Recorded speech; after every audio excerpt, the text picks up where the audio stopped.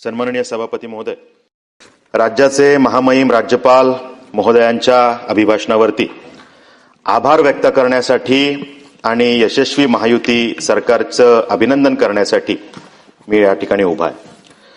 सन्माननीय सभापती महोदय, राज्यातलं हे महायुती सरकार आदरणीय मुख्यमंत्री देवाभाऊंच्या प्रभावी नेतृत्वाखाली यशस्वी कामगिरी करताना आपण सगळेजण बघतोय आणि त्यामुळे जनतेच्या मनामध्ये या सरकारप्रती जी भावना आहे, हे गतिमान सरकार आहे, ही भावना नेहमीच जनतेची होती आणि त्यामुळे जनतेनं भरभरून नेहमीच आशीर्वाद या सरकारला दिले.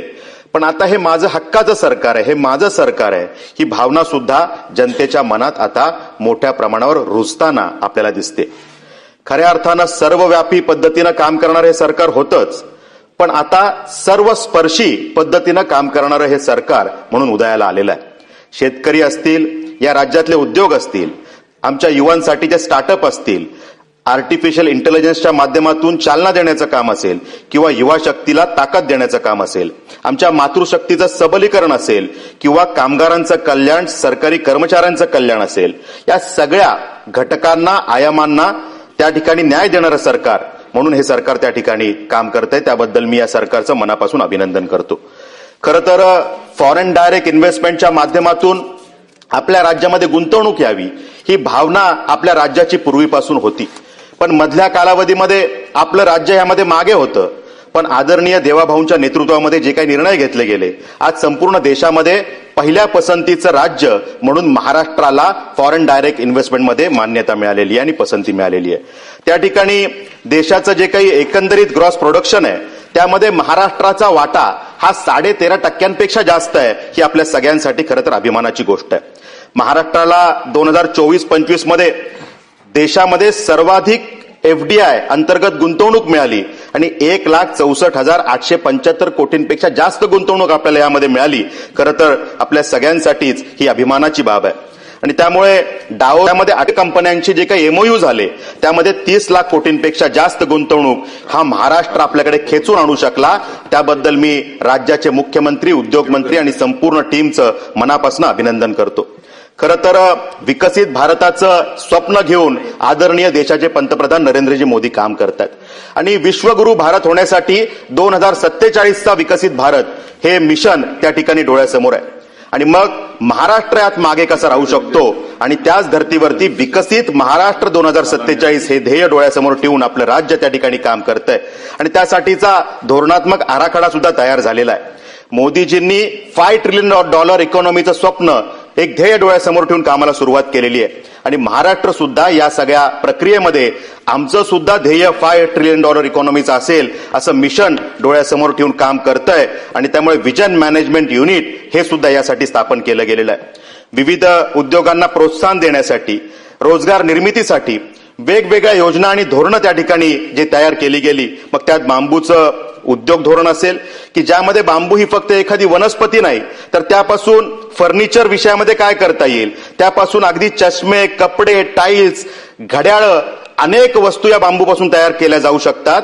एअरपोर्टमध्ये सुद्धा इन्फ्रा डेव्हलपमेंटमध्ये बांबूचा उपयोग होऊ शकतो. हे पोटेन्शियल ओळखून बांबू उद्योग धोरण 2025ची निर्मिती त्या ठिकाणी केली गेलेली आहे. जेम्स अँड ज्वेलरी धोरण, अॅनिमेशन, विजन इफेक्ट्स, गेमिंग धोरण, अशा पद्धतीनं जेव्हा हे धोरण तयार केलं जातं तेव्हा $5 ट्रिलियन इकॉनॉमीचं हे जे काही ध्येय आहे, त्यामध्ये हे प्रत्येक क्षेत्र आपलं विशेष कॉन्ट्रीब्युशन त्यात देणार आहे, हे सुद्धा आपण समजून घेतलं पाहिजे. सभापती महोदय, गडचिरोली जिल्हा हा नेहमी दुर्लक्षित जिल्हा मानला जायचा. म्हणजे एखाद्या अधिकाऱ्याला आपण असं पूर्वी म्हटलं जायचं की जर का त्यांनी चांगलं काम केलं नाही तर तुझी बदली गडचिरोलीला केली जाईल, अशा पद्धतीचं त्या ठिकाणी वक्तव्य केलं जायचं. अशा पद्धतीनं त्या जिल्ह्याची एक इमेज दुर्दैवानं तयार करण्यात आली होती. पण राज्याचे मुख्यमंत्री देवाभाऊंनी त्या ठिकाणी एक पायंडा पाडला की मी राज्याचा मुख्यमंत्री आहे, मी त्या जिल्ह्याचं पालकत्व घेईन आणि पालकमंत्री म्हणून त्यांनी त्या ठिकाणी काम सुरू केलं आणि त्या जिल्ह्यातलं पोटेन्शियल ओळखून त्या ठिकाणी स्टील हब म्हणून त्या जिल्ह्याला विकसित करण्याचं काम त्या ठिकाणी केलेलं आहे. पूर्व विदर्भाला स्टील कॉरिडॉर म्हणून विकसित करण्याचं काम मुख्यमंत्री महोदयांनी केलेलं आहे आणि त्यामुळे त्या जिल्ह्याची आता एक विशेष ओळख निर्माण होताना आपल्याला दिसते. आमच्या युवा शक्तीसाठी जी काही महत्वाची बाब आहे की त्यांना उद्योग असला पाहिजे, त्यांच्या हाताला काम असलं पाहिजे. स्टार्टअपला ताकद देणारं सरकार म्हणून या राज्य सरकारची एक विशेष ओळख तयार झालेली आहे. आपल्या राज्यातल्या युवांमध्ये क्षमता आहे, त्यांच्याकडे आयडियाज आहेत, पण त्यांना कुठेतरी आयडियाजला प्लॅटफॉर्म निर्माण करून देण्याची गरज आहे. त्यांचं पोटेन्शियल ओळखून त्यांना बळ देण्यासाठी महाराष्ट्र स्टार्टअप उद्योजकता आणि नाविन्यता धोरण 2025 जाहीर केलं गेलेलं आहे. या 5 वर्षांमध्ये 1,25,000 पेक्षा जास्त उद्योजक घडवले जाणार आहेत आणि आमच्या युवा शक्तीसाठी खरं तर ही एक महत्वाची आणि अभिमानाची बाब आहे.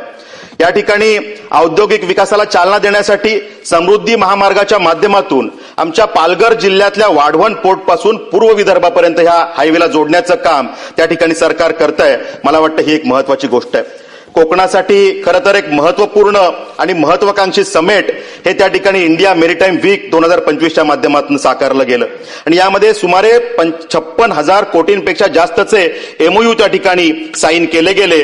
कोकणाला यातून विशेष फायदा त्या ठिकाणी मिळणार आहे. महसूल खात्याच्या माध्यमातून जे काही ऐतिहासिक निर्णय घेतले गेले, तुकडेबंदीच्या माध्यमातून तुकडेबंदी हटवून ज्यांचे पूर्वी काही हस्तांतरणाचे व्यवहार झाले होते त्यांना कुठलेही शुल्क न भरता ते आता नियमाधीन करता येणार आहेत. एनए टॅक्स रद्द केला गेला आहे. त्यामुळे अशा पद्धतीनं शेतकऱ्यांच्या फायद्याचे हे निर्णय त्या ठिकाणी केले गेलेले आहेत. आमच्या पोलीस कर्मचाऱ्यांसाठी खरं तर एक चांगला निर्णय म्हणजे जे पोलीस बांधव ऊन पावसाची तमा न बाळगता 24 तास आपल्या सेवेसाठी रस्त्यावरती असतात, आपण मोकळा श्वास घरात घेऊ शकतो, रात्री झोप निवांत घेऊ शकतो, ते पोलीस कर्मचारी त्या ठिकाणी आपली जबाबदारी निभावतात, सुसज्जपणे त्या ठिकाणी उभे असतात. यामुळे ही खरं तर आपण त्या ठिकाणी तो मोकळा श्वास घेऊ शकतो. अशा आमच्या पोलीस कर्मचाऱ्यांसाठी निवासी वसाहत प्रकल्प उभारणं, त्याची अंमलबजावणी करण्याचा निर्णय त्या ठिकाणी सरकारने घेतलेला आहे.